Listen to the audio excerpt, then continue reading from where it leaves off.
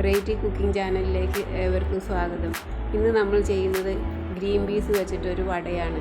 അതിന് ആവശ്യമായ സാധനങ്ങൾ: 1/2 കിലോ ഡ്രൈ ഗ്രീൻ പീസ് കുതിർത്തിയത്, 3 മീഡിയം സൈസ് സവാള, 4 പച്ചമുളക്, 1.5 ഇഞ്ച് പീസ് ഇഞ്ചി, 3 ഇതൾ കറിവേപ്പില. ഇനി ഗ്രീൻ പീസ് നമുക്ക് മിക്സിയിൽ അരച്ചെടുക്കാം. തരുതരിപ്പായിട്ട് വേണം അരച്ചെടുക്കാൻ, നല്ല പേസ്റ്റായിട്ട് അരയ്ക്കേണ്ട ആവശ്യമില്ല.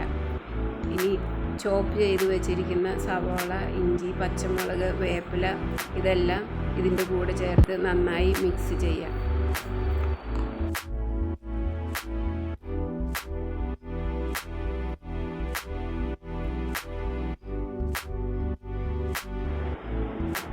ഇതെല്ലാം നന്നായിട്ട് മിക്സ് ചെയ്യുക. അതിൻ്റെ കൂടെ കുറച്ച് ഉപ്പും ചേർത്ത് കൊടുക്കുക.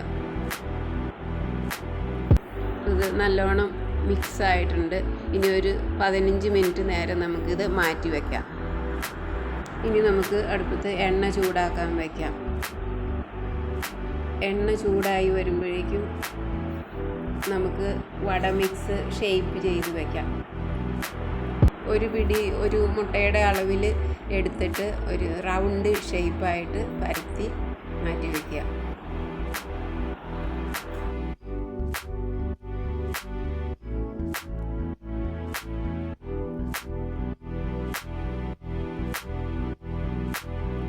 വടയെല്ലാം നമ്മൾ റൗണ്ട് ഷേപ്പിലാക്കി വെച്ചിട്ടുണ്ട്. ഇനി നമുക്ക് ഒന്നൊന്നായി എണ്ണയിലേക്ക് ഇട്ട് കൊടുത്ത് വറുക്കാം.